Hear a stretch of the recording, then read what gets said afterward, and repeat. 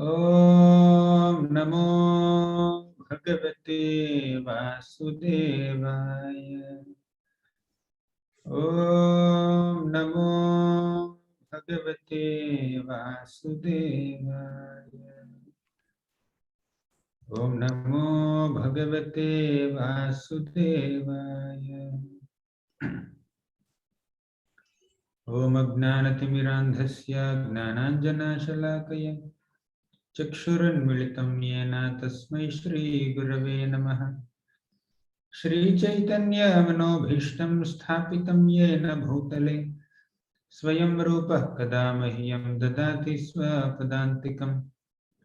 वन्देऽहं श्रीगुरोः श्रीयुतापदकमलं श्रीगुरून् वैष्णवांश्च श्रीरूपं साग्रजातं सहगण रघुनाथान्वितं तं सजीवम् साद्वैतं सावधूतं परिजनसहितं कृष्णचैतन्यदेवं श्रीराधाकृष्णपादान् सहगण ललिता श्रीविशाखान्वितांश्च। हे कृष्णकरुणा सिन्धो दीनबन्धो जगत्पते गोपेश गोपिकान्ता राधाकान्ता नमोऽस्तुते। तप्तकाञ्चन गौरांगी राधे वृन्दावनेश्वरी वृषभानुसुते देवी प्रणमामि हरिप्रिये। वाञ्छाकल्पतरुभ्यश्च कृपा सिन्धुभ्य एव च पतितानां पावनेभ्यो वैष्णवेभ्यो नमो नमः। नमो विष्णुपादाय कृष्णप्रेष्ठाय भूतले श्रीमते भक्तिवेदान्त स्वामिनिति नामिने। नमस्ते सारस्वती देवी गौरवाणी प्रचारिणे निर्विशेष शून्यवादी पाश्चात्य देशतारिणे। जय श्री कृष्ण चैतन्य प्रभो नित्यानंद श्री अद्वैत गदाधर श्रीवासादि गौर भक्तवृंद। हरे कृष्ण कृष्ण कृष्ण हरे हरे हरे राम राम राम हरे हरे। హరే కృష్ణ భక్తులందరికీ స్వాగతం. మనం నిన్న శ్రీకృష్ణ భగవానుడు గోవర్ధనగిరిని ధరించేటటువంటి ఆ లీలని మనం నిన్న ప్రారంభించుకున్నాం. నిన్న మనం ఏం చెప్పుకున్నామంటే అసలు ఆ గోవర్ధన గిరి పర్వతం ఎలా ఆవిర్భవించిందన్న విషయం గురించి చెప్పుకున్నాం. 3 కథలు చెప్పుకున్నాం. ఈరోజు ఆ శ్రీకృష్ణ భగవానుడు గోవర్ధన పర్వతాన్ని ఎత్తి ఎలా వ్రజవాసులందరినీ సంరక్షించాడో ఆ విషయం చెప్పుకుందాం. శ్రీకృష్ణ భగవానుడు మన వ్రజవాసులందరినీ ఇంద్ర పూజని ఆపి గోవర్ధన పూజ ప్రారంభించమని ప్రోత్సహించాడు అనమాట. గోవర్ధన గిరికి మనం పూజ చేయాలి అంటే వ్రజవాసులందరూ ఒప్పుకున్నారు. మనం నిన్న చెప్పుకున్నాం. వ్రజవాసులందరూ శ్రీకృష్ణ భగవానుడు చెప్పినటువంటి ఆ సలహాకి అంగీకరించి గోవర్ధనగిరికి గోవర్ధన పూజ చేయడానికి సన్నద్ధులయ్యారనమాట. అప్పుడు ఈ గోవర్ధన పర్వతాన్ని ఎలా పూజించాలన్న విషయం గురించి శ్రీకృష్ణ భగవానుడు వాళ్ళందరికీ వివరించాడు. మనం గోవర్ధన గిరితో పాటుగా గోపూజ కూడా చేయాలి. అదేవిధంగా బ్రాహ్మణ పూజ కూడా చేయాలి. గోవులు మనకు పాలిస్తున్నాయి, బ్రాహ్మణులందరూ మనకి విద్యనిస్తున్నారు. గోవర్ధనగిరి మన యొక్క ఈ బృందావనం మొత్తానికి ఎన్నెన్నో సేవలు అందిస్తుంది. కాబట్టి మనం ముగ్గురికి పూజ చేద్దాం అని అన్నాడు. సరే, వ్రజవాసులందరూ ఎన్నో తినుబండారాలు వండి గోవర్ధనగిరి ఎదురుగా పెట్టారనమాట. ఇంకా గోపూజ ఎలా చేయాలి? గోపూజ చేయడం కోసం అంటే కొన్ని లక్షల గోవులు ఉన్నాయి, ఎన్నో లక్షల ఆవులకి ఒక్కొక్క ఆవుకి పూజ చేయడం చాలా కష్టం కదా. కాబట్టి ఒక ఆవుని తీసుకువచ్చి గోవర్ధనగిరి ఎదురుగా ఒక ఆవుని తీసుకొచ్చి ఆ ఆవుకు పూజ చేశారనమాట. అంటే ఆ ఆవు బృందావనంలో ఉండే ఆవులన్నింటి యొక్క ప్రతినిధిగా ఉందన్నమాట. ప్రతినిధిగా పూజలు అందుకుంది. ఇప్పుడు ఒక ఆవుని తీసుకొచ్చి, అంటే గోశాల నుంచి, అంటే తక్కినటువంటి మిగిలిన అన్నింటి నుంచి దూరంగా తీసుకురావడం చాలా కష్టం. కానీ ఈ గోవర్ధన పూజ వేడుకలు జరుపుకునే ఈ సందర్భంలో ఒక ఆవుని తీసుకువచ్చి పూజించారన్నమాట. తర్వాత గోవర్ధనగిరికి ఎన్నో తినుబండారాలు సమర్పించారు. అప్పుడు శ్రీకృష్ణ భగవానుడు ఏమన్నాడంటే, మనందరం గోవర్ధన పరిక్రమ చెయ్యాలి అన్నాడు. అంటే వ్రజవాసులందరూ గోవర్ధన గిరి చుట్టూ ప్రదక్షిణ చేయాలని చెప్పి అందరిని ఆదేశించాడు శ్రీకృష్ణుడు. 7 ఏళ్ల బాలుడు. సరే, అందరు పరిక్రమ కూడా చేశారు. తర్వాత అలా పరిక్రమ చేసినటువంటి ఆ వ్రజవాసులందరికీ గోవర్ధన గిరి ఒక వ్యక్తి రూపంలో, చతుర్భుజ రూపంలో ఆ కొండ మీద ప్రత్యక్షమైందన్నమాట. అంటే భగవంతుడే, ఆ శ్రీకృష్ణ భగవానుడే ఈ పర్వత దేవుడిగా, ఈ గోవర్ధన మౌంటైన్ గాడ్, అంటే గోవర్ధన గిరి యొక్క అధిష్టాన దేవతగా ఆయన అక్కడ భాసిల్లాడనమాట చతుర్భుజ రూపంలో. అప్పుడు ఈ వ్రజవాసులందరూ నమస్కరించారు ఈ గోవర్ధనుడికి. అందరూ ఏమనుకుంటున్నారంటే, మనం ఎన్నెన్నో సంవత్సరాల నుంచి, ఎన్నెన్నో తరాల నుంచి ఆ ఇంద్రుడికి పూజ చేస్తున్నాం. ఇంద్రుడు మనకు ఒక్కసారి కూడా దర్శనం ఇవ్వలేదు, కానీ ఒక్కసారి పూజ చేస్తేనే గోవర్ధనగిరి మనందరికీ దర్శనం ఇచ్చింది. కాబట్టి ఈ గోవర్ధనుడే మన పూజలన్నింటినీ అందుకోవడానికి అర్హుడు అని చెప్పి వాళ్ళు ఎంతో సంతోషించారు. అందరూ గోవర్ధన పర్వతానికి ప్రార్థనలు చేయడం మొదలుపెట్టారు, స్తుతించడం మొదలుపెట్టారు. ఇప్పుడు గోవర్ధనగిరికి నందమహారాజు చేసినటువంటి ప్రార్థన ఏమిటంటే, శ్రీకృష్ణుణ్ణి, అంటే నా బిడ్డలైనటువంటి కృష్ణ బలరాముణ్ణి ఎల్లప్పుడూ సంరక్షించు గోవర్ధన అని అన్నారనమాట. అంటే శ్రీకృష్ణుడి యొక్క శ్రేయస్సు తప్పితే మన వ్రజవాసులకి ఇంకేమీ అక్కర్లేదు. వ్రజవాసులందరికీ కావలసింది కేవలం శ్రీకృష్ణుడు ఆనందంగా ఉండడం. ఆ శ్రీకృష్ణ భగవానుడి యొక్క ఆనందానికి మించి వారు కోనుకోదగినది ఎటువంటిది లేదనమాట, ఇంకేమీ లేదు.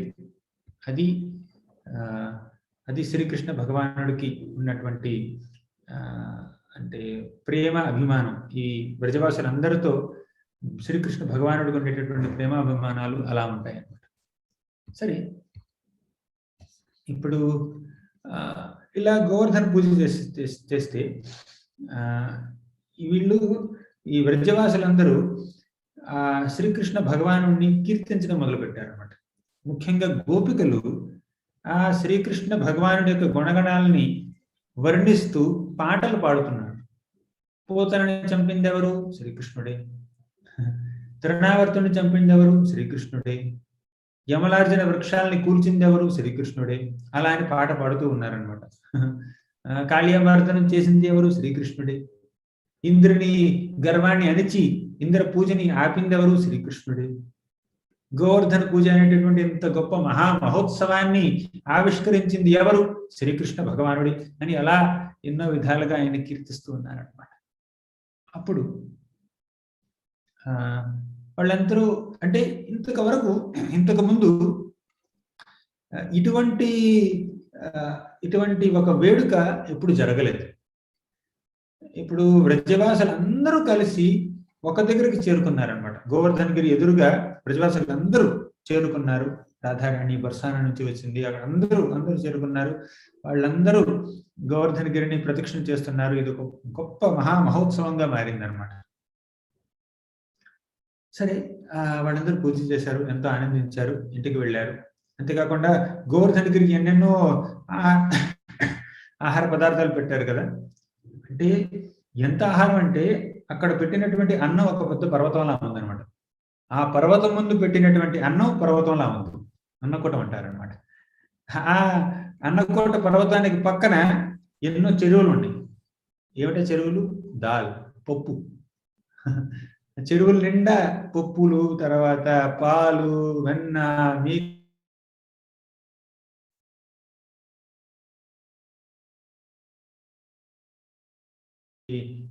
బొబ్బట్లు, అరిసెలు, బూరెలు, గారెలు, ఎన్నెన్నో విధాలైనటువంటి ఆహార పదార్థాలు చేసి గోవర్ధనగిరి చుట్టూ పెట్టారనమాట. అప్పుడు గోవర్ధనగిరి అంటే చతుర్భుజ రూపంలో ఆ శ్రీకృష్ణ భగవానుడే గోవర్ధన పర్వతం మీద ఆవిర్భవించాడు, నేనే గోవర్ధనుణ్ణి అన్నాడు అని వీళ్ళందరూ సమర్పించినటువంటి ఆహారం మొత్తం తినేశాడు అనమాట. ఆయన మొత్తం తినేశాడు, ఏం మిగల్చలేదు. తర్వాత ఇంకా కావాలన్నాడు, అణియోర్ అన్నాడు, ఇంకా కావాలి, ఇంకా ఆకలిస్తుంది, తీసుకురండి అన్నాడు. ఇంకా వీళ్ళందరూ వండడం ప్రారంభించారు, కానీ ఎంత వండుతారు, సరే అని ఆపేశాడు. ఆపి తను తిన్న ఆహారాన్ని కూడా మళ్ళీ వాళ్ళకి సమర్పించాడు అన్నమాట భగవంతుడు, మన గోవర్ధనగిరి. ఇక అందరూ ఆనందించారు. శ్రీకృష్ణ భగవానుడు గోవర్ధనగిరికి తన ప్రణామాలను అర్పించాడు అన్నమాట, ప్రణమిల్లాడు. ఇప్పుడు గోవర్ధనగిరి హరిదాసవర్యుడు అని మనం నిన్న చెప్పుకున్నాం. అంతాయమద్రిరబల హరిదాసవర్యో యద్రామకృష్ణ చరణ స్పర్శ ప్రబోధ. అంటే గోవర్ధనగిరిని ఒక మహాభక్తుడిగా వర్ణించింది శ్రీమతి రాధారాణి. ఇప్పుడు గోవర్ధనగిరి భక్తుడు, ఎదురుగా ఉన్నది భగవంతుడు శ్రీకృష్ణుడు. ఆ గోవర్ధనగిరి ముందు ఈ శ్రీకృష్ణ భగవానుడు నమస్కరిస్తున్నాడు. అంటే భగవంతుడు భక్తుడికి నమస్కరిస్తున్నాడు. భక్తుడు భగవంతుడైతే భగవంతుడే భక్తుడయ్యాడు. అంటే ఇద్దరు ఒకటే, భక్త స్వరూపం భగవత్ స్వరూపం రెండు గోవర్ధనగిరి. కాబట్టి శ్రీకృష్ణ భగవానుడే ప్రణామాలు అర్పించాడు. అందరూ ఇళ్లకు వెళ్ళారు, ఎంతో ఆనందించారు. అసలు ఇళ్ళకి వెళ్ళాలన్న కోరికే కలగలేదు, ఆయన వెళ్ళాల్సి కదా, తప్పదు, వెళ్ళారు. సరే, ఇంద్రుడికి విషయం తెలిసింది. ఈ బృందావన వాసులు నా పూజని ఆపివేసి ఒక కొండకు పూజ చేశారు. ఎంత అమాయకులు, అమాయకులు కాదు, అజ్ఞానులు. ఎంతో అజ్ఞానం లేకపోతే ఇలా ఒక కొండకు ఎవరైనా పూజ చేస్తారా అని చెప్పి ఇంద్రుడు ఏమన్నాడంటే, వీళ్ళకి గర్వం పెరిగిపోయింది. పశు సంపద చాలా ఉంది కాబట్టి, ఆవులు చాలా ఉన్నాయి కాబట్టి, పాలు, పెరుగు, వెన్న, మీగడ, జున్ను అన్ని ఎంతో సమృద్ధిగా వారికి కలుగుతున్నాయి కాబట్టి వారికి గర్వం పెరిగిపోయింది. ఒక ఏదో మాటకారి అయినటువంటి ఒక చిన్న 7 ఏళ్ల బాలుడి యొక్క మాటలను నమ్మి దేవతల్ని అవహేళన చేస్తున్నారు వీళ్ళు. ఎంత గర్వం వీళ్ళకి! ఇంద్ర పూజ ఆపి గోవర్ధన పూజ చేస్తారా, ఎంత గర్వం వీళ్ళకి అని చెప్పి వారిని ఎన్నో విధాలుగా విమర్శించాడు. అసలు వారికి గర్వం అన్నాడు. గర్వం ఎవరికి ఉంది ఇక్కడ? మన ఇంద్రుడికే ఉంది. ఆత్మవాన్ మన్యతే జగత్ అంటారు చూడండి. అంటే మనలో గర్వం ఉంటే మనం ఇతరుల్లో కూడా గర్వం చూస్తాం. మనలో ద్వేషం అంటే ఇతరుల్లో కూడా ఆ ద్వేషాన్ని చూస్తుంటాం అప్పుడప్పుడు. కాబట్టి ఈ మన ఇంద్రుడు ఎంతో కోప్పడి, నన్ను పూజించినటువంటి ఈ బృందావన వాసులందరినీ నేను సంహరిస్తాను, వారి బృందావనం గ్రామం మొత్తాన్ని సమూలంగా నాశనం చేసేస్తాను అని చెప్పి సంవర్తక మేఘాలను పిలిచాడు అనమాట. సంవర్తక మేఘాలు అంటే ఈ జగత్ ప్రళయం సంభవించే సమయంలో ఈ మేఘాలు, సంవర్తక మేఘాలు వచ్చి ఈ ప్రపంచం మొత్తాన్ని నీళ్లలో ముంచేస్తాయి అన్నమాట, కుంభవృష్టి కురిపిస్తాయి. అలా అటువంటి అంత గొప్ప మేఘాల్ని ఇంద్రుడు కేవలం ఒక గ్రామాన్ని నాశనం చేయడానికి వినియోగించాడు. చేతిలో పవర్, చేతిలో ఎంతో పవర్ ఉంది, చేతిలో శక్తి ఉంది, అధికారం ఉంది. ఆ అధికార దుర్వినియోగం చేయడానికి పాల్పడ్డాడు అనమాట ఈ ఇంద్రుడు. అంటే ఆ భగవంతుడి కృప వల్ల మనకి ఏవో కొన్ని సదుపాయాలు కలగవచ్చు, కొన్ని శక్తులు రావచ్చు, కాస్త ఒక పేరు పలుకుబడి ఉండొచ్చు. వాటన్నింటినీ భక్తులు భగవంతుడి యొక్క సేవలో వినియోగిస్తారు. అంతేగాని వారు గర్వపడరు. వారి యొక్క శక్తిని దుర్వినియోగం చేసి అమాయక ప్రాణుల్ని చంపడానికి కానీ ఇది ఇబ్బంది పెట్టడానికి కానీ వాడరు భక్తులు. కానీ ఇంద్రుడు భక్తుడైనా కూడా ఇలా కోపంతో, గర్వంతో కృష్ణుడి అత్యంత ప్రియమైనటువంటి భక్తులైనటువంటి ఈ వ్రజవాసుల్ని సంహరించడానికి ప్రయత్నిస్తున్నాడు అన్నమాట. ఎంతో మూర్ఖత్వం చూపిస్తున్నాడు ఇంద్రుడు. సంవర్తక మేఘాల్ని పిలిచాడు, వారితో పాటుగా 7 రకాల గాలుల్ని పిలిచాడు అనమాట. అంటే మేఘాలతో పాటు గాలి కూడా రావాలి కదా, అప్పుడే వర్షం వస్తుంది. ఎప్పుడైతే వర్షం వస్తుందో, కుంభవృష్టి కురుస్తుందో, దాంతోపాటు ఎన్నో గాలులు కూడా వీస్తూ ఉంటాయి. అంటే గాలుల్ని పిలిచాడు, సమర్థక మేఘాల్ని పిలిచాడు, ఆదేశించాడు, వెంటనే వెళ్ళి వడగళ్ళ వాన కురిపించండి, మొత్తం బృందావనాన్ని మొత్తం నాశనం చేయండి అని ఆదేశించాడు అనమాట. అప్పుడు ఈ బృందావనంలో కుంభవృష్టి కురవడం మొదలైందనమాట. వర్షం ఎలా వస్తుందంటే, పెద్ద పెద్ద స్తంభాలు ఉంటాయి చూడండి. వర్షాలంటే కేవలం చినుకుల ద్వారా వస్తాయి. కాస్త వేగంగా వస్తే ఆ చినుకులే పెద్ద ఒక ధారలాగా కారుతూ ఉంటుంది. కానీ ఈ ధార ఎంత పెద్దగా ఉందంటే, ఎన్నెన్నో స్తంభాలు పైనుంచి అలా కిందకు వస్తున్నట్టుందన్నమాట. ఆ మేఘాలు ఎలా ఉన్నాయంటే, పెద్ద పెద్ద ఏనుగులు పక్క పక్కనే నడుస్తున్నట్టున్నాయి. మేఘాలు, ఏనుగులు తెలుసు, పెద్ద పెద్ద ఏనుగులు. ఒక్కొక్క వర్షం యొక్క బిందువు ఎలా ఉందంటే, ఒక రెయిన్ డ్రాప్ ఎలా ఉందంటే, ఒక పెద్ద ఏనుగంత పెద్దగా ఉందన్నమాట. అంటే ఇది అహంకారం. నాకుండేటటువంటి శక్తిని, నా యొక్క పలుకుబడిని, నా పదవిని వీరు త్రోసిపుచ్చారు. అంటే వీరు ఆ పదవికి ఉండవలసినటువంటి ఆ ప్రాముఖ్యతని వీళ్ళు ఇవ్వలేదు. అంటే ప్రాముఖ్యత నాకు ఇవ్వలేదు. కాబట్టి నన్ను నేను నిరూపించుకోవాలి, నా శక్తిని నేను వీళ్ళందరి ముందు నిరూపించుకోవాలి. నేను ఎంత గొప్పవాడినో, నాకు కోపం వస్తే వాళ్ళు ఎలా నాశనం అయిపోతారో వాళ్ళకి నేను చూపించాలి, వాళ్ళకి బుద్ధి చెప్పాలి అనుకుని తానే ఒక ఈశ్వరుడిని ఒక భ్రమలో ఉంటూ ఈ యొక్క ఇంద్రుడు ఇలా వడగళ్ళ వాన కురిపించాడు అనమాట. రంగురంగుల మేఘాలు వచ్చాయి. కొన్ని మేఘాలు నల్ల రంగులో ఉన్నాయి, కొన్ని పసుపచ్చ రంగులో ఉన్నాయి, ఇంకొన్ని ఎరుపు రంగులో ఉన్నాయి, ఇంకొన్ని కర్పూరం రంగులో ఉన్నాయి, మెరిసిపోతున్నాయి, ఇంకొన్ని నీలంగా ఉన్నాయి. ఇలా రంగురంగుల మేఘాలన్నీ వచ్చి ఆ మేఘాలన్నీ ఒక ఏనుగులు పక్క పక్కన నడుస్తున్నట్టుగా ఉన్నాయి అన్నమాట. ఆ విధంగా ఈ ఇంద్రుడు ఒక కుంభవృష్టిని కురిపించాడు. ఇప్పుడు ఈ బృందావనంలోకి ఎంతో మంది రాక్షసులు ప్రవేశించారు. ఎంతమంది రాక్షసులు మనం లెక్క పెట్టలేం. కొంతమంది పేర్లు ఇచ్చారు, అరిష్టాసురుడని, బకాసురుడని, వ్యోమాసురుడు, వత్సాసురుడు, తృణావర్త, కేశి, ఇలా ఎంతో మంది రాక్షసుల పేర్లు మనం విన్నాం. ఆ రాక్షసులు ప్రవేశించారు. ఆ రాక్షసులు ఈ బృందావనంలో ఎంతో అలజడి రేపారు. బృందావన వాసుల్ని ఇబ్బంది పెట్టడానికి ఎంతో కష్టపడ్డారు వాళ్ళు. కానీ చాలా మంది రాక్షసులు కేవలం కృష్ణుణ్ణి సంహరించడానికి మాత్రమే ముందుకు వచ్చారు.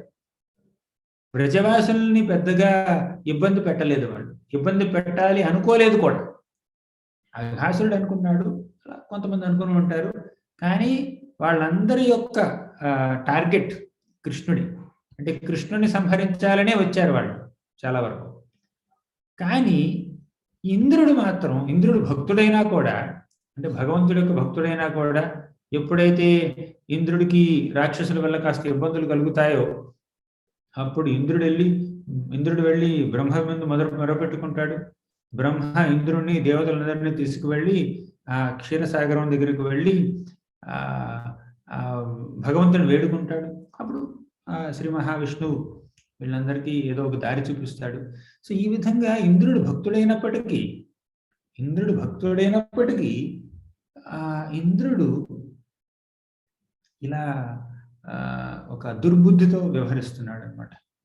అంటే ఈ బృందావనంలో దానవులు చేసినటువంటి అలజడి కంటే, దానవులు సృష్టించినటువంటి అలజడి కంటే ఈ దేవతలు సృష్టించినటువంటి అలజడే ఎక్కువ. అంటే ఒక భక్త బృందానికి శత్రువులు ఎవరు? బయట వాళ్ళు ఏదో ఒక ఇబ్బంది కలిగించవచ్చు భక్త బృందానికి. ఒక భక్తుల సాంగత్యంలో కొంతమంది భక్తులు నివసిస్తున్నారనుకోండి, ఆ భక్తుల యొక్క సమూహాన్ని ఏదో విధంగా ఇబ్బంది పెట్టడం కోసం చాలా మంది రావచ్చు బయట నుంచి. కానీ ఆ అలజడిని మనం తట్టుకోగలుగుతాం మనలో ఐకమత్యత ఉంటే. మనందరం కలిసి ఉంటే బయట వాళ్ళు సృష్టించినటువంటి అలజడిని మనం తట్టుకోగలుగుతాం. కానీ మనలోనే అంటే మన భక్త బృందంలోనే, మన భక్త సాంగత్యంలోనే ఒక భక్తుడు సరిగ్గా ప్రవర్తించకపోతే, ఆ సరిగ్గా ప్రవర్తించినటువంటి కుబుద్ధితో ఉన్నటువంటి ఆ భక్తులు చేసేటటువంటి అలజడి ఎక్కువగా మనల్ని ఇబ్బంది పడుతుంది అనమాట. అంటే మనకి ప్రాబ్లం, మనకి సమస్యలు లోపల నుంచి ఎక్కువ వస్తాయి, బయట నుంచి తక్కువ వస్తాయి. సో కాబట్టి మనం ఈ ఈ ఇంద్రుడు భక్తుడైనప్పటికీ ఈ విధంగా ప్రవర్తిస్తున్నాడు. కాబట్టి భక్తులుగా ఉంటూ మనం మూర్ఖంగా ప్రవర్తించకూడదు అన్నమాట. అది ఇప్పుడు కృష్ణుడు ఇలా ఇంత వర్షం కురుస్తున్నప్పుడు కృష్ణుడు ఏం చేస్తున్నాడు? నందభవనంలో ఉన్నాడు, హాయిగా ఉన్నాడు. అప్పుడు ఈ వ్రజవాసులందరూ ఆవులతో సహా, ఆవులు, దూడలు, ఎద్దులు అన్నీ, గోపకులు వాళ్ళందరూ శ్రీకృష్ణ భగవానుడు ఎదురుగా వచ్చి మొరపెట్టుకున్నారు. నాయనా కృష్ణ, నువ్వు చెప్పినట్టే మేము ఇంద్రుడికి పూజ చేశాం, కానీ ఇంద్రుడు నువ్వు చెప్పినట్టు గోవర్ధనుడికి పూజ చేశాం, ఇంద్ర పూజ ఆపేశాం, ఇంద్రుడికి కోపం వచ్చినట్టు ఉంది. కాబట్టి నువ్వే ఆ ఇంద్రుడి బారి నుంచి మమ్మల్ని రక్షించాలి అన్నారు వీళ్ళందరూ. కృష్ణుడు మాత్రమే రక్షించగలడు వారిని. ఒక మంచి శ్లోకం ఉంది. కృష్ణో రక్షతు నో జగత్రయ గురో కృష్ణం నమధ్వం సదా కృష్ణేనాఖిల శత్రవో వినిహితాః కృష్ణాయ తస్మై నమః.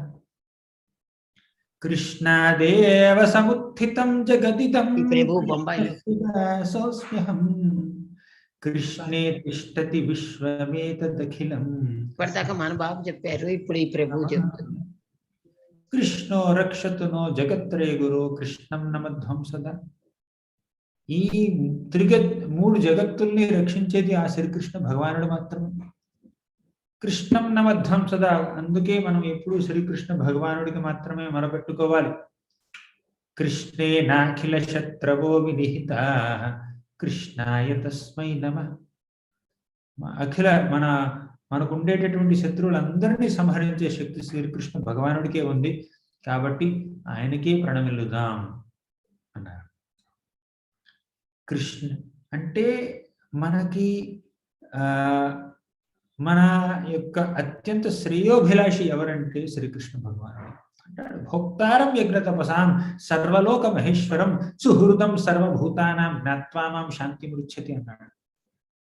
అంటే మీరు చేసే యజ్ఞ అన్నింటికీ భోక్తని నేనే.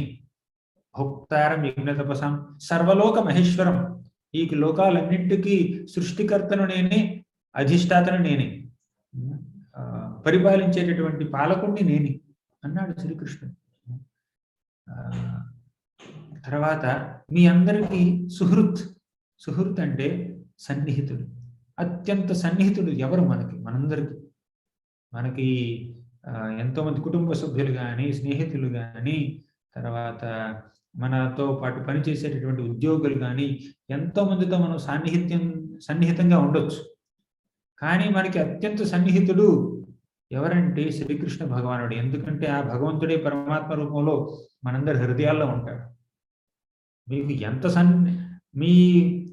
ఎంత సాన్నిహిత్యంగా ఉన్నా కూడా, ఎంత గొప్ప స్నేహితురాలైనా కూడా వాళ్ళు పక్కన ఉంటారు. కానీ మీ లోపల ఉండేది ఎవరు? పరమాత్మ. ఆయన కంటే సన్నిహితంగా ఎవరుంటారు చెప్పండి? ఎప్పుడు మనతోనే ఉంటాడు ఆయన. అది కాబట్టి ఆ శ్రీకృష్ణ భగవానుడిని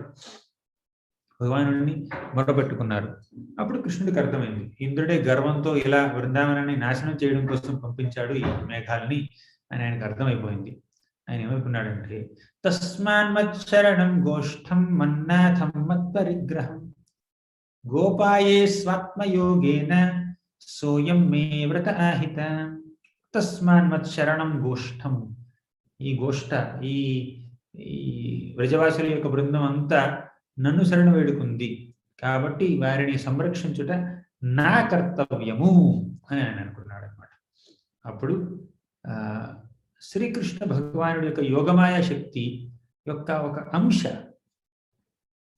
పేరు ఏమిటంటే సంహారికీ శక్తి. ఆ సంహారికీ శక్తి ఈ వర్షాన్ని కాసేపు ఆపిందనమాట. కొద్ది క్షణాల పాటు వర్షం కురవలేదు. శ్రీకృష్ణ భగవానుడు నందభవనం నుంచి గోవర్ధనగిరికి చేరుకునే వరకు ఈ వర్షం ఆగింది, నిలిచిపోయింది అనమాట. కృష్ణుడు పరిగెత్తుకుంటూ వెళ్ళాడు, గోవర్ధనగిరి చేరుకున్నాడు. ఇప్పుడు శ్రీకృష్ణ భగవానుడు అలా పరిగెత్తి వెళ్తున్నప్పుడు ఆయన యొక్క ధోతి గాని, ఆయన యొక్క ఉత్తరీయం గాని, ఆయన యొక్క తలపాగా గాని ఏం తడవలేదు. ఎందుకు తడవలేదంటే వర్షం ఆగిపోయింది. ఆయన యొక్క శక్తి వల్ల వర్షమే నిలిచిపోయింది అనమాట.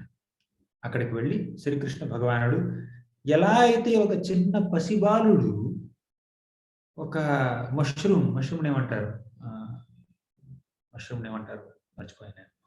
సరే, మీకు తెలుసు కదా మష్రూమ్ అంటే పుట్టగొడుగు. ఎలా అయితే ఒక పసిబాలుడు ఆడుకుంటూ ఒక పుట్టగొడుగుని ఎత్తి పట్టుకోగలడు, అలా ఎత్తడం పెద్ద విషయమే కాదు. ఆ విధంగా శ్రీకృష్ణ భగవానుడు ఈ గోవర్ధనగిరి పర్వతాన్ని ఎత్తి తన చిటికిన వేలు మీద నిలబెట్టాడు. ఆ శ్రీకృష్ణ భగవానుడు గోవర్ధనగిరి పర్వతాన్ని అలా ఎత్తినప్పుడు ఏం జరిగిందంటే, ఆ పర్వతం కింద మధ్య భాగంలో ఒక పెద్ద రాయి ఆ పర్వతం నుంచి వేరు చేయబడి భగవంతుడు ఒక స్టేజ్ క్రియేట్ చేసింది అనమాట. ఆ శ్రీకృష్ణ భగవానుడు నిలబడడానికి ఒక వేదిక తయారైంది అనమాట. అప్పుడు అది గోవర్ధనగిరి గోవర్ధన పర్వతం యొక్క భాగమే అది. ఆ భాగం మీద, ఆ రాతి మీద భగవంతుడు నిలబడి ఆ పర్వతాన్ని ఎత్తి పట్టుకున్నాడు అనమాట. వీళ్ళందరూ విస్తుపోయారు. ఈ వ్రజవాసులందరూ ఆశ్చర్యంగా చూస్తూ ఉన్నారనమాట. అప్పుడు కృష్ణుడు ఏమన్నాడంటే, ఏం చూస్తున్నారు మీరు, రండి, గోవర్ధనగిరికి మీరు పూజ చేశారు కదా, ఇప్పుడు ఆ ఇంద్రుడి కోపం వస్తే గోవర్ధనగిరి మనకి ఆశ్చర్యాన్ని కల్పిస్తుంది, రండి, మీరు ఈ పర్వతం కిందకి రండి, మీరు మీతో పాటు మీ భార్య బిడ్డల్ని, పిల్లల్ని, ఆవుల్ని, దూడల్ని, నెమళ్ళని, కోతుల్ని అందరినీ తీసుకురండి, మీకేమన్నా వస్తువులు ఏమైనా ఉంటే ఆ వస్తువులు కూడా తీసుకురండి. ఇప్పుడు గోవర్ధన పర్వతం ఒక చిన్న, అంటే మరీ చిన్నది కాదు, ఒక పర్వతం అనమాట. అంటే బృందావనాంకాయ అనుకున్నాను చూడండి నిన్న. అంటే బృందావనం ఒడిలో ఉన్నటువంటి ఒక పర్వతం.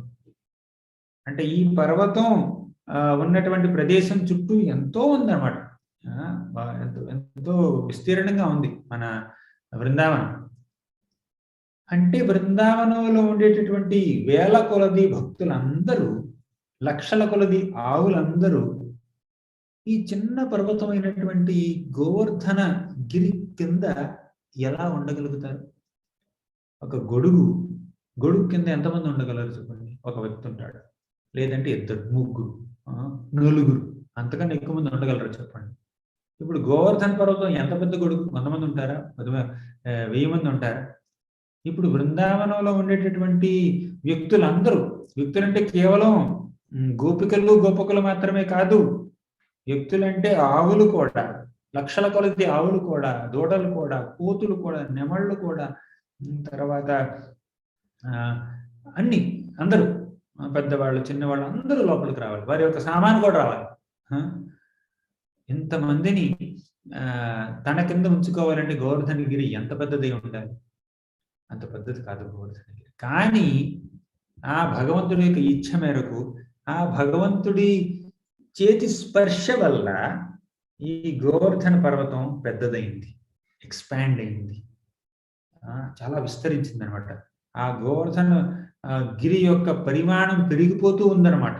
అలా పెరిగి పెద్దది. హనుమంతుడి శరీరాన్ని ఎలా పెంచుతాడో ఆ విధంగా గోవర్ధన గిరి యొక్క శరీరం కూడా పెరిగిపోయింది అనమాట.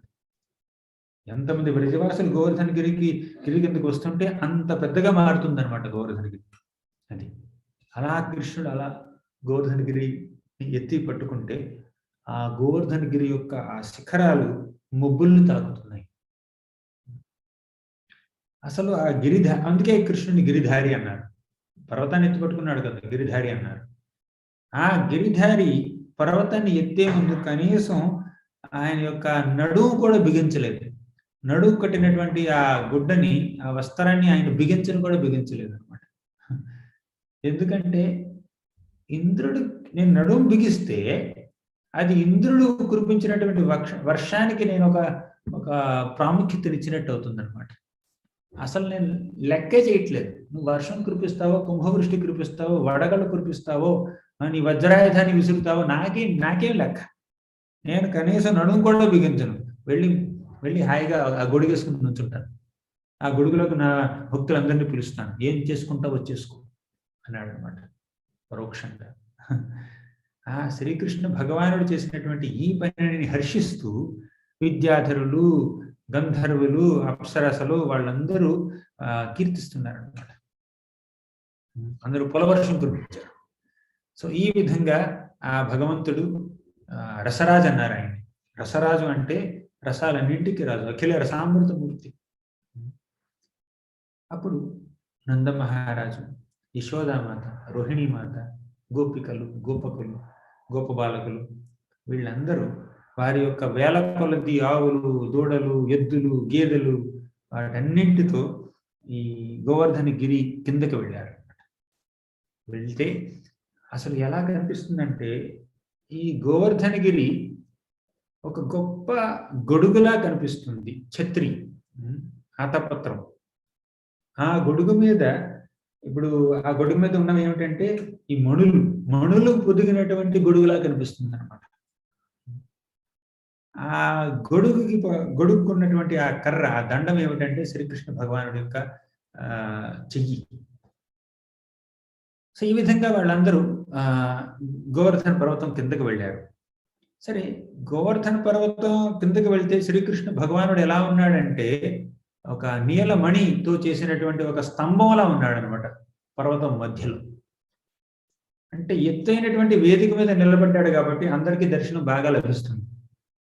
7 ఏళ్ల పిల్లవాడు అంటే పొట్టిగా ఉంటాడు కదా, పెద్దవాళ్ళ కన్నా పొట్టిగా ఉంటాడు కదా 7 ఏళ్ల పిల్లవాడు అంటే. ఆ పిల్లవాడి యొక్క దర్శనం అందరికి కలగాలంటే పైన నిలబడాలి. ఆ స్టేజ్ క్రియేట్ అయిపోయింది అనమాట గోవర్ధనంలో. అలా పైన నిలబడ్డాడు. సరే పర్వతాన్ని ఎత్తాడు, అందరికి గొడుగు పట్టాడు. కానీ వరదలు వస్తున్నాయి కదా, అంత వర్షం కురుస్తుంటే ఆ వర్షం కురిసి గోవర్ధన పర్వతం కింద ఉన్నటువంటి భక్తుల మీదకి రాదని నమ్మకం ఏమిటి చెప్పండి? అంటే అంటే అన్ని సైడ్ల నుంచి ఆ నీళ్లు పర్వతం కింద కూడా రావచ్చు కదా. దాన్ని ఎలా ఆపాడు శ్రీకృష్ణ భగవానుడు? చాలా మంచి వర్ణన ఉంటుంది. ఆనంద బృందావన చెంపు అని ఒక మంచి పుస్తకం ఉంది, కవికర్ణపురుడు రాసినటువంటి పుస్తకం. అందులో ఏం చెప్పారంటే, కృష్ణుడు ఎప్పుడైతే అలా పర్వతాన్ని ఎత్తాడో ఆ పర్వతం మీద ఉన్నటువంటి పూల మొక్కలు, పూల వృక్షాలన్నింటినీ అన్ని వర్షాన్ని కురిపించాయన్నమాట. ఏం వర్షం? పూల వర్షం. ముందుగా జరిగింది ఏమిటంటే పుష్పాభిషేకం జరిగింది. తర్వాత జరిగింది ఏమిటంటే అలా పర్వతాన్ని ఎత్తినటువంటి శ్రీకృష్ణుడు అలా నిలబెట్టిన తర్వాత ఆ పర్వతం మీద నుంచి పెద్ద పెద్ద మట్టి ముద్దలు అలా పడినాయి అన్నమాట, నేల మీద పడ్డాయి. అలా పర్వతం చుట్టూ ఆ మట్టి ముద్దలు, చిన్న చిన్న రాళ్ళు, మట్టి ముద్దలు ఒక పెద్ద ప్రహరీ గోడని కట్టాయి అన్నమాట. సరే, ప్రహరీ గోడని కట్టాయి. వరదలు ఇంత ఉధృతంగా ఉన్నాయి కాబట్టి ఆ గోడ అంటే పెద్ద సిమెంట్తో కట్టినటువంటి గోడ కాదు, కేవలం మట్టి అక్కడ పడి కాస్త భూమి యొక్క దాని ఏమంటారు లెవెల్ కన్నా కాస్త పైకి లేచింది అనమాట. అది ఆ మట్టి ఎంతవరకు ఆపుతుంది? అప్పుడు కృష్ణుడికి ఏమనిపించిందంటే, ఈ వరద నీళ్లు పర్వతం కిందకి రాకూడదు కాబట్టి నేనేం చేయాలి? అనంతశేషుని పిలవాలి అని చెప్పి అనంతశేషుని ధ్యానించాడు భగవంతుడు. అప్పుడు అనంతశేషు వచ్చి ఆ పర్వతం మొత్తాన్ని తన యొక్క శరీరంతో చుట్టేశాడు అనమాట. చుట్టి తన యొక్క శరీరంతో ఒక పెద్ద గోడని నిర్మించాడు అనమాట భగవంతుడు, అనంతశేషుడు. సరే, గోవర్ధనగిరి కింద ఉన్నటువంటి వ్రజవాసులందరికీ సంరక్షణని ఇవ్వాలి అని అనంతశేషుని పెట్టాడు అడ్డంగా భగవంతుడు. మరి అందరి భక్తుల్లోకి గొప్ప భక్తుడైనటువంటి ఆ గోవర్ధన పర్వతానికి ఏం సంరక్షణ ఇచ్చాడు భగవంతుడు? పైనుంచి వర్షం పడుతుంది కదా, కాబట్టి ఆయన సుదర్శన చక్రాన్ని పిలిచాడు అనమాట. ఆ సుదర్శన చక్రం గోవర్ధన పర్వతం మీద అలా తిరుగుతూ తిరుగుతూ ఇంద్రుడు కురిపించేటటువంటి ప్రతి నీటి బిందువుని ఆవిరి చేసేస్తుంది అనమాట. అంటే ఇంద్రుడు కురిపించే వర్షం ఈ గోవర్ధన పర్వతాన్ని తాకనే లేదు. అంటే మొదట్లో కాస్త తాకింది.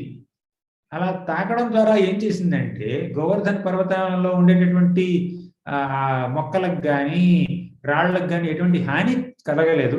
కాకపోతే కడిగింది అనమాట. అంటే కొండలు ఎవరు కడగరు. వర్షాలు వస్తే అవి మెలమెల మెరిసిపోతూ ఉంటాయి అనమాట. ఇంద్రుడు కురిపించిన వర్షం వల్ల గోవర్ధనగిరి అంతా తడిచి శుభ్రమైందనమాట.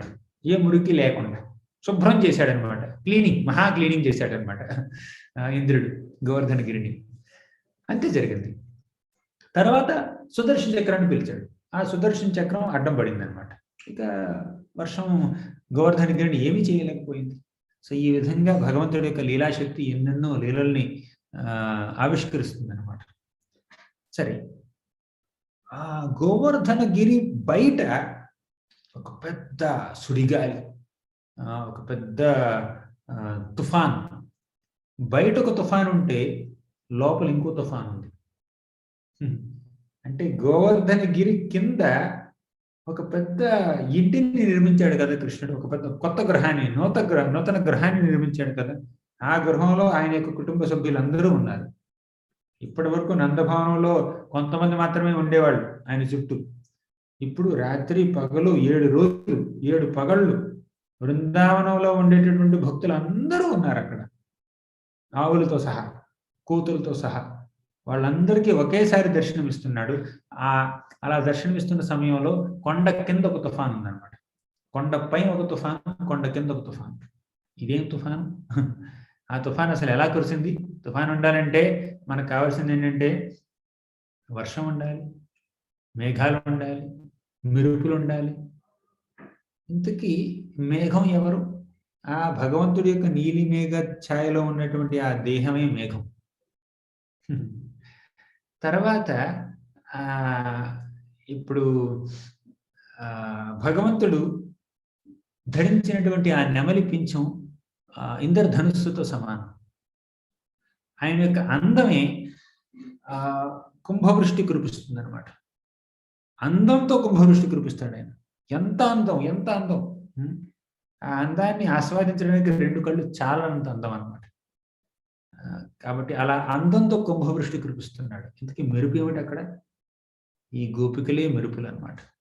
ఆ గోపికలు ఎంతో ప్రేమతో భగవంతుడి యొక్క దర్శనం చేసుకుంటున్నారు. అది ఒక మెరుపులా ఉందన్నమాట. తర్వాత అంటే ఇప్పుడు ఈ తుఫాను జరుగుతుంది చూడండి, కొండ కింద తుఫాను. ఈ భక్తులందరూ కలిసి ఆ శ్రీకృష్ణ భగవానుడి యొక్క దర్శనం చేసుకుంటున్నారు.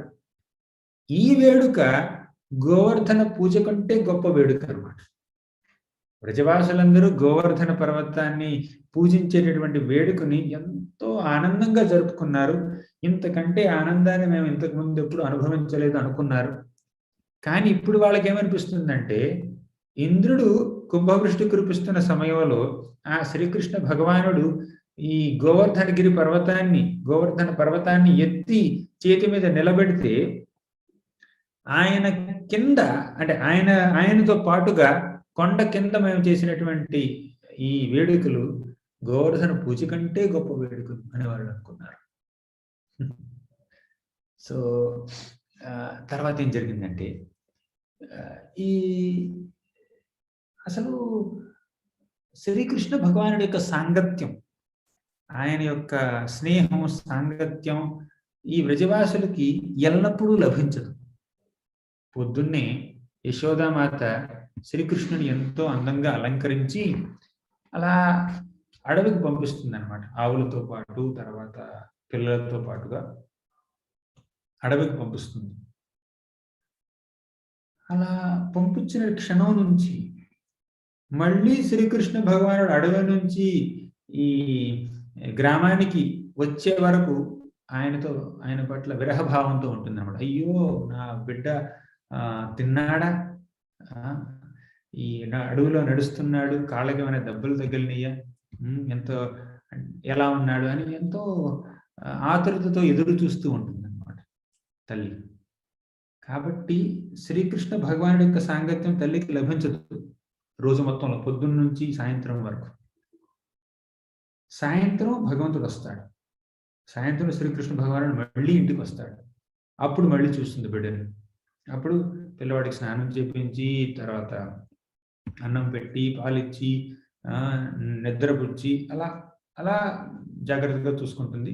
తర్వాత నంద మహారాజు ఇంట్లో ఉన్నటువంటి ఆ సేవకులు ఉంటారు చూడండి, రక్తక, పత్రక, చిత్రక అనేటటువంటి ఈ సేవకులు, వీళ్ళు కూడా ఎన్నో సేవలు చేస్తారు. అంటే దాస్య భక్తులకి, వాత్సల్య భక్తులకి శ్రీకృష్ణ భగవానుడు అడవికి వెళ్లే ముందు, అడవి నుంచి వచ్చిన తర్వాత తన సాంగత్యాన్ని ఇస్తాడు అనమాట. అడవికి వెళ్ళేటప్పుడు ఈ గోపకులు ఉంటారు చూడండి, సాఖ్య భక్తులు, శాంత భక్తులు, వీళ్ళందరూ వస్తారనమాట.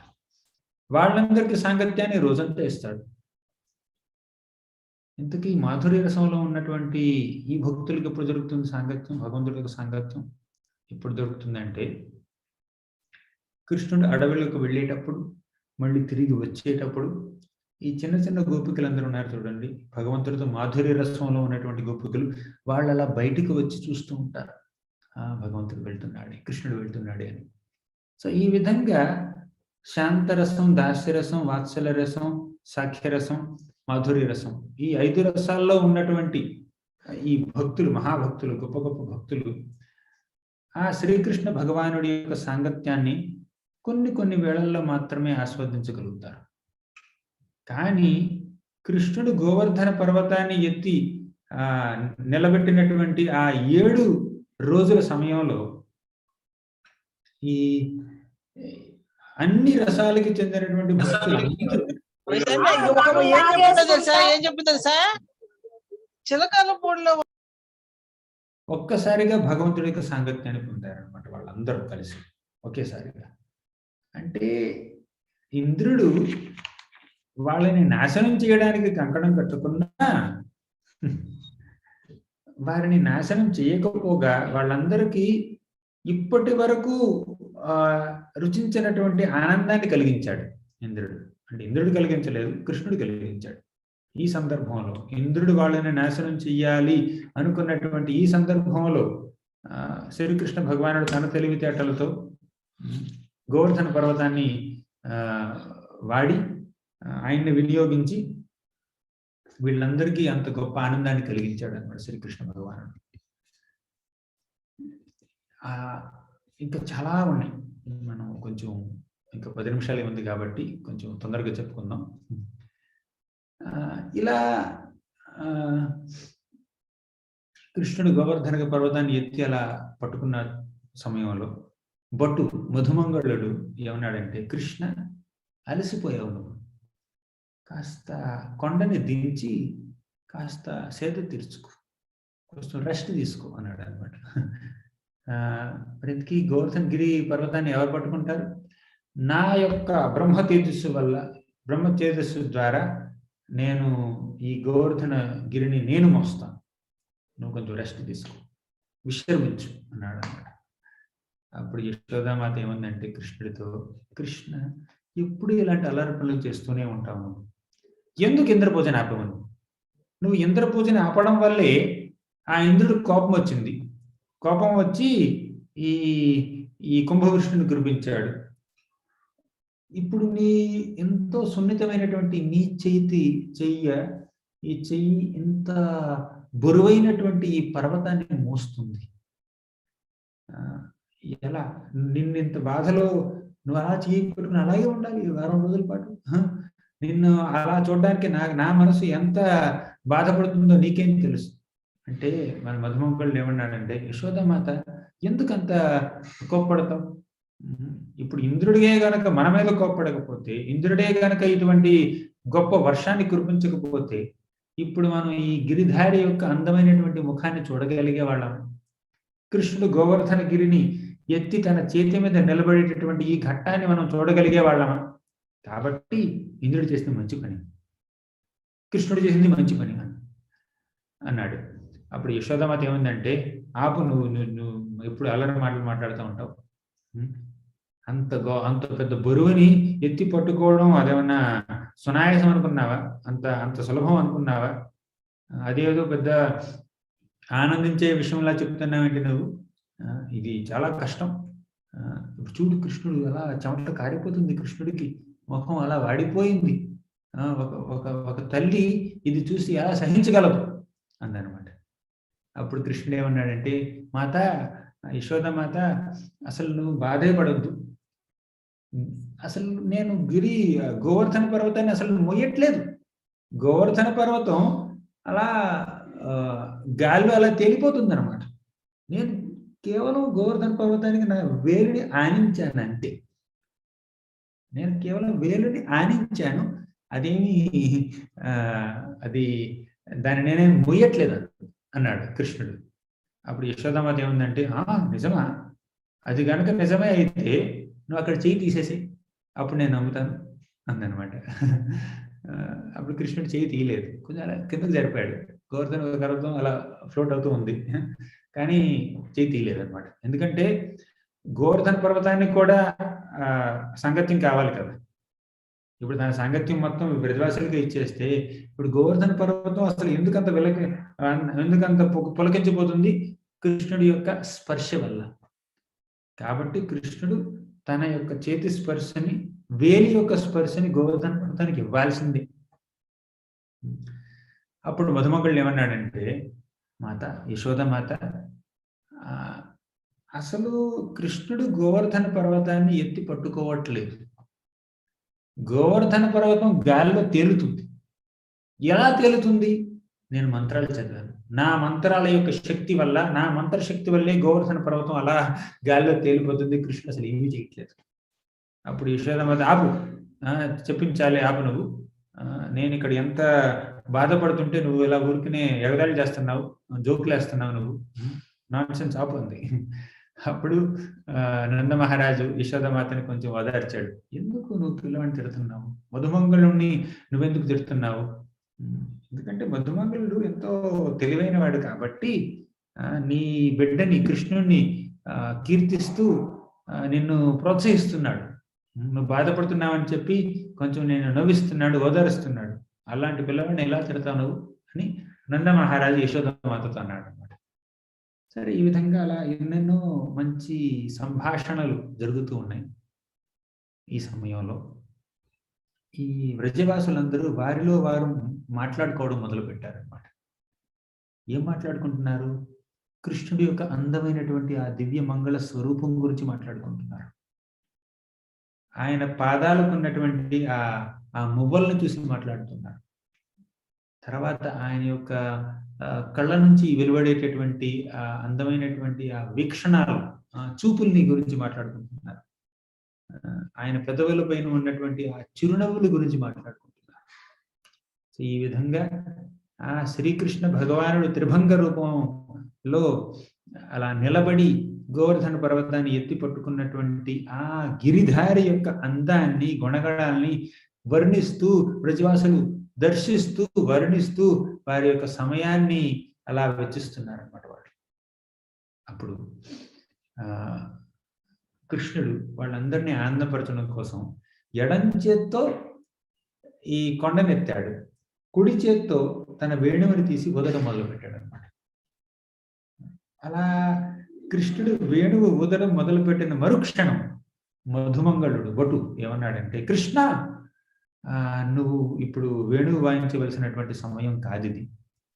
ఎందుకంటే నువ్వు వేణువు వాయిస్తే అసలు చలనం లేనటువంటి రాళ్ళు కూడా చెలిస్తాయి, కరిగిపోతాయి. ఎంతో అసలు చంచలమైనటువంటి పక్షులు కూడా ఋషుల్లా అలా నిలిచిపోతాయి. ప్రవహిస్తున్నటువంటి నదులు ఆగిపోతాయి. కాబట్టి నువ్వు వేణువు ఊదకూడదు. వేణువుతి ఏం జరుగుతుందంటే ఈ గోవర్ధన పర్వతం కరిగిపోయి ఆ నీళ్ళని మనల్ని ముంచేస్తాయి.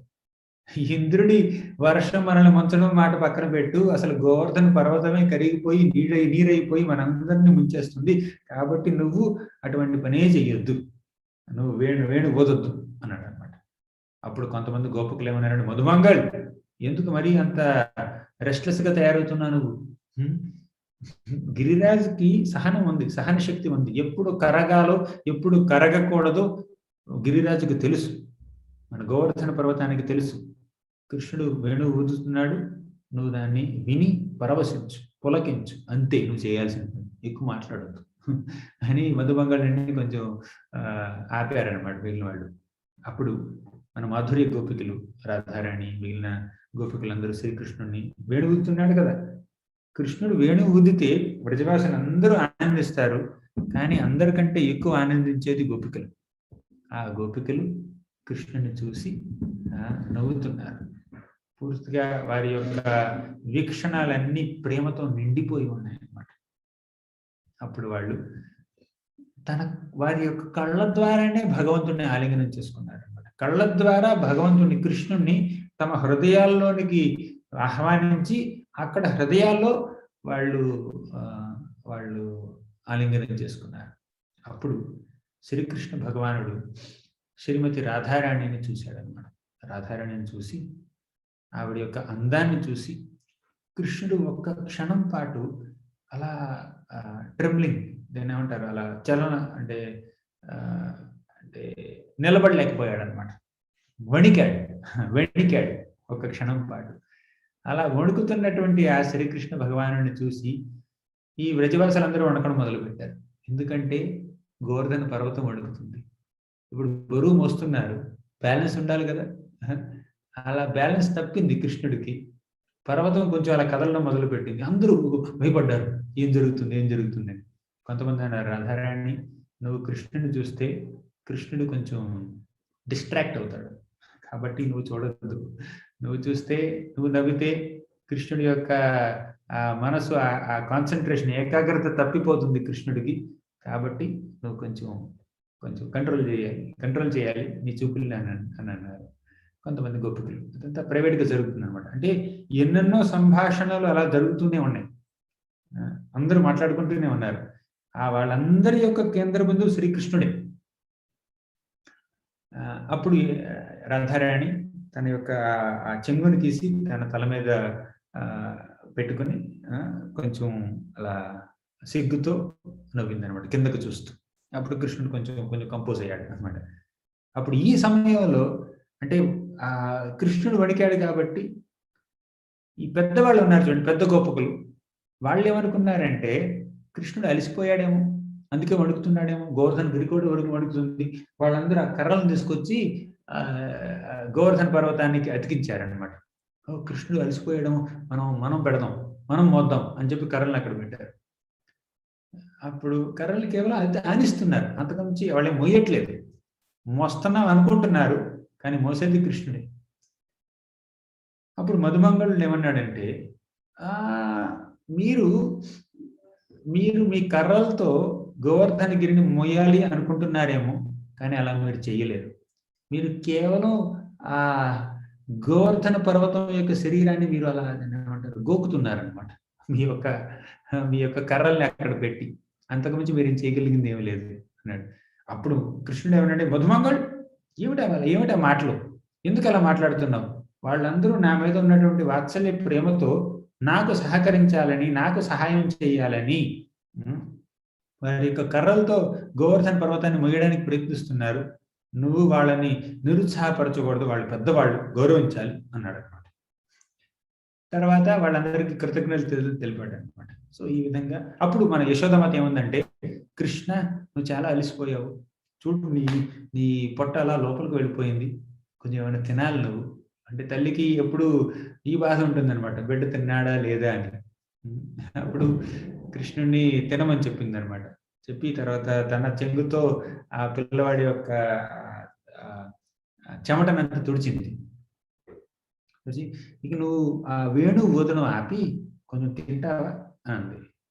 నేను కొన్ని మంచి పెరుగు, మీగడ అవన్నీ నేను రెడీ చేశాను, నువ్వు, బలరాముడు, నీ ఫ్రెండ్స్ అందరూ, గోపికలందరూ కలిసి తినండి అని అనమాట. అప్పుడు మధుమంగళుడు మళ్ళీ అన్నాడు. మధుమంగళుడు ఏమన్నాడంటే, మాత నువ్వు చెప్పింది నిజం, మనం తినాల్సిందే, ఇప్పుడు మనం అలసిపోతాం, లేకపోతే మనం ఎక్కువసేపు అలా ఉండలేము, కాబట్టి తినాల్సిందే అని చెప్పి అందరూ కలిసి తిన్నారు. తినమంటే తినిపించడం. బిడ్డకు తినిపించాలి కదా. సరే, ఈ విధంగా 7 రోజులు ఒక ఘటికలా గడిచిపోయిందనమాట. ముహూర్తం అంటే 48 నిమిషాలు, ఘటిక అంటే సగం ముహూర్తం 24 నిమిషాలు. ఈ వ్రజవాసులందరికీ 7 రోజులు కేవలం ఒక 24 నిమిషాలు, ఒక అరగంట కూడా కాదు వాళ్ళకి, అలా గడిచిపోయిందనమాట. అప్పుడు ఇంద్రుడికి కొంచెం బుద్ధి వచ్చింది. నేను ఇంత కష్టపడి వీళ్ళందరినీ వీళ్ళందరినీ నాశనం చేయాలని ఎంత కష్టపడ్డాను, కానీ ఏం జరగట్లేదే అని ఇంద్రుడికి ఆశ్చర్యం కలిగింది అనమాట. అప్పుడు కాస్త బుద్ధి వచ్చింది. ఈ సంవర్తక మేఘాలన్నీ ఇంద్రుడి దగ్గరికి వెళ్ళి ఏమన్నాయంటే, ఇంద్ర, మేము ప్రయత్నించాం, ప్రళయం, బృందావనంలో ప్రళయం తీసుకురావడానికి ప్రయత్నించాం, కానీ మాలో నీళ్ళు ఏమీ లేవు, నీళ్ళన్నీ ఇంకిపోయాయి, ఏడవడానికి కన్నీళ్లు కూడా రావట్లేదు మా దగ్గరికి, మా కళ్ళల్లో నుంచి, కాబట్టి మా దగ్గర నీళ్లే లేవు, నువ్వేం చేస్తావో చేసుకో అని చెప్పి వాళ్ళు వెళ్ళిపోయారు అనమాట. అప్పుడు ఇంద్రుడికి అనిపించింది, నేను ఎంత కష్టపడ్డా, సంవర్తక మేఘాల్ని పంపించినా కూడా ఈ బృందావనానికి ఏమీ జరగలేదంటే ఆ గోవర్ధన గిరిని ఎత్తి పట్టుకున్నటువంటి ఆ గిరిధారి శ్రీకృష్ణ భగవానుడి, నా ఆరాధ్య దేవతే, నన్ను దేవత స్థానంలో నిలిపినటువంటిది ఆయనే, నాకు ఇంద్ర పదవిని ఇచ్చింది ఆయన, కాబట్టి ఆయన పట్ల నేను ఎంతో అణకువతో ఉండవలసినటువంటి వాడిని నేను, కానీ ఎంతో అహంభావంతో, అహంకారంతో ఆయనకే ఎదురు తిరిగాను, ఆయన ప్రియమైనటువంటి భక్తులందరినీ చంపడానికి ప్రయత్నించాను, ఎంత మూర్ఖుని నేను అని ఎంతో బాధపడి అలా బాధపడ్డాడు.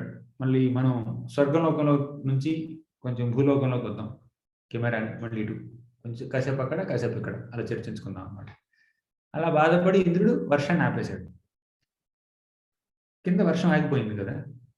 అప్పుడు కృష్ణుడు ఏమన్నాడంటే, వర్షం ఆగిపోయింది, మీరందరూ ఇళ్ళకి వెళ్ళవచ్చు అని అనౌన్స్ చేశాడు అనమాట. అనౌన్స్మెంట్. ఆ అనౌన్స్మెంట్ విని ఎవ్వరికి ఆనందం కలగలేదు.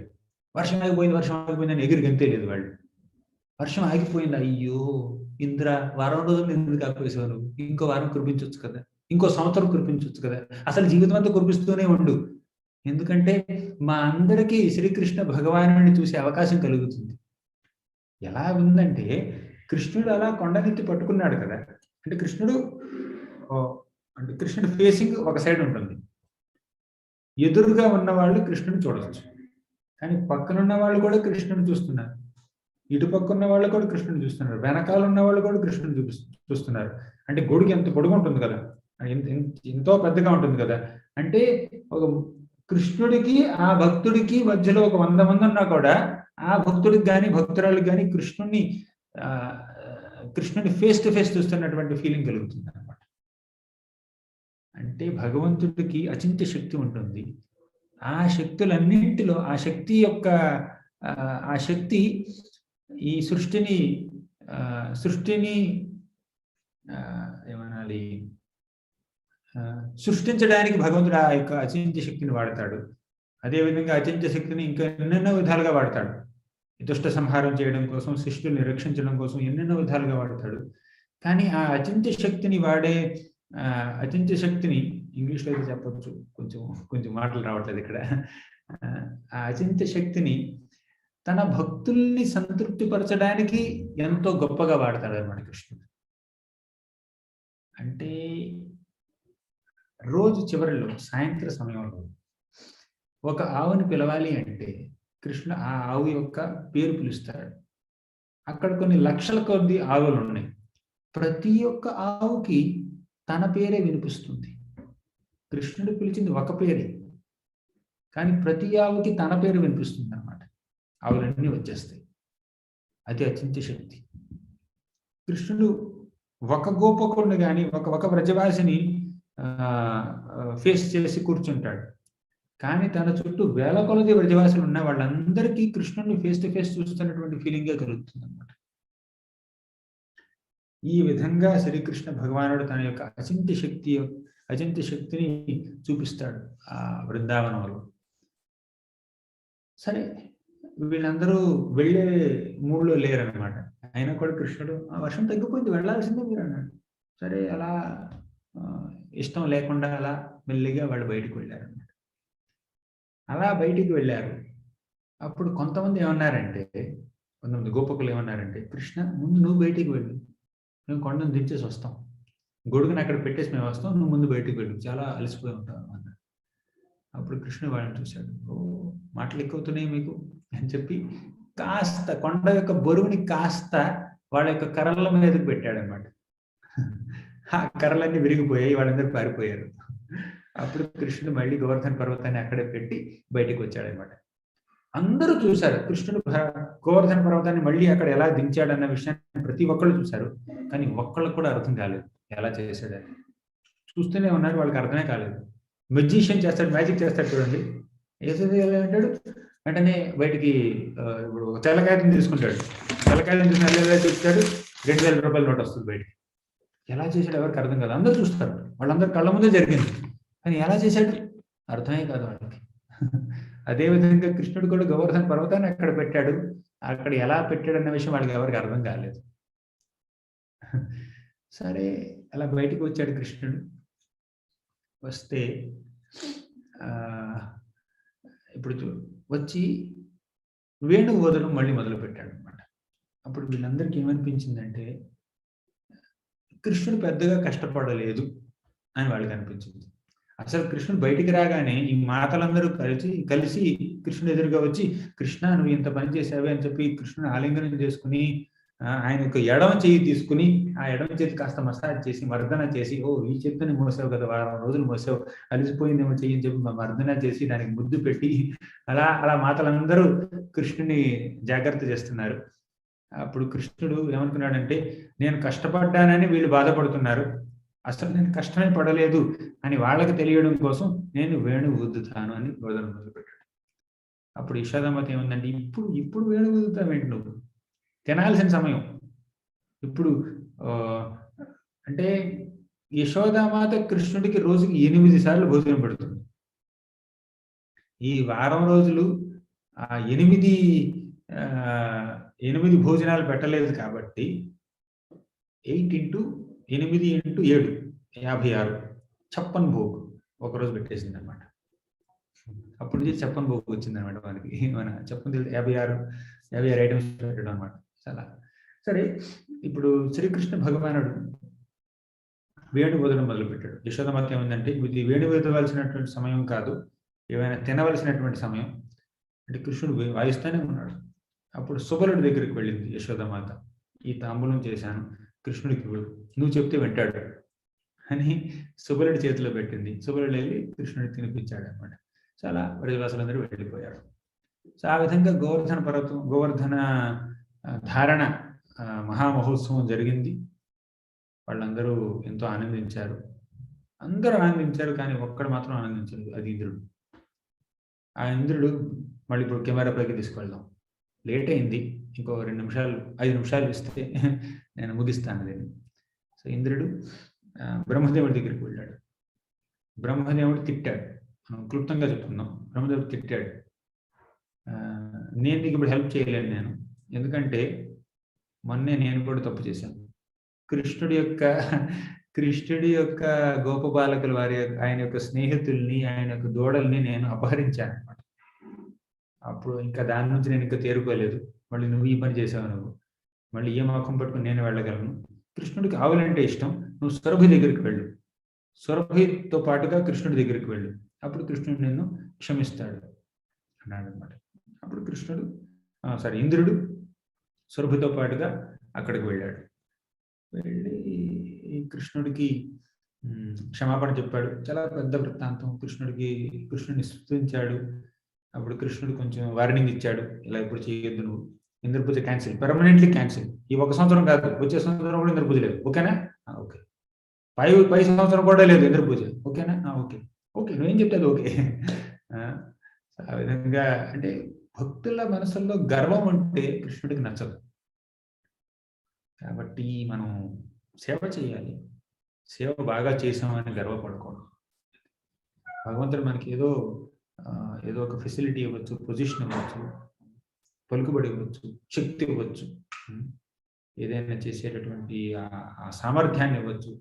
కానీ అది భగవంతుడు మనకి ఇచ్చింది, భగవంతుడు ఇచ్చిన దాన్ని ఆయన సేవలోకి వినియోగం చెయ్యాలి అన్న ఒక వివేకం మనకు ఉండాలి, లేకపోతే కష్టం. ఈ విధంగా మనం భగవంతుడిని ప్రార్థిస్తే ఆయన మన తప్పులను కూడా క్షమిస్తాడు. ఇప్పుడు శ్రీకృష్ణ భగవానుడు ఇంద్ర పూజన ఆపాడే కానీ ఇంద్ర పదవిని తీసేయలేదు, ఇంద్రుడిని తన పదవిలో నుంచి తీసేయలేదు. సరే, నువ్వు నీ సేవలో కొనసాగించు అని చెప్పాడు. ఇంద్రుడు వెళ్ళిపోయాడు. వెళ్ళే ముందు సురభి ఏమందంటే, కృష్ణ ఈ ఇంద్రుడు నిజమైన ఇంద్రుడు కాదు, నువ్వే నిజమైన ఇంద్రుడివి, కాబట్టి నిన్ను పూజించాలని మేము అనుకుంటున్నాం. అంతేకాకుండా నీకు అభిషేకం చేయాలి, నీకు గోవింద అన్న నామాన్ని నీకు ఇవ్వాలి అని మేము అనుకుంటున్నాం. సరే, కృష్ణుడు ఒప్పుకున్నాడు.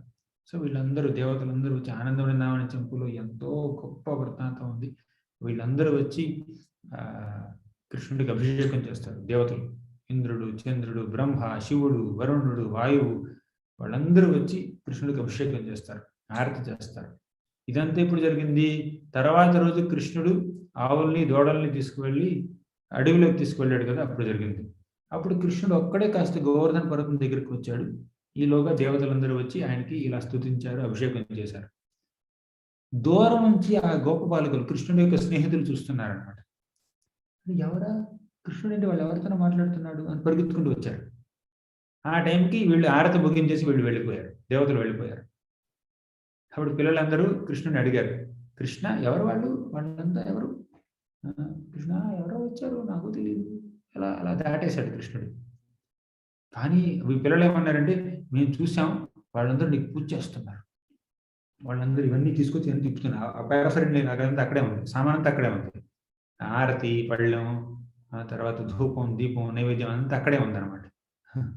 అప్పుడు వాళ్ళు ఏం అన్నారంటే, వాళ్ళు చేసినట్టు మేము కూడా చేస్తాం అని చెప్పి వాళ్ళు ఆరతి పళ్ళెం తీసుకుని మళ్ళీ కృష్ణుడికి ఆరతి చేశారు. రెండో ఆరతి, మొదటి ఆరతి దేవతలు చేశారు, రెండో ఆరతి ఈ పిల్లలు చేశారనమాట.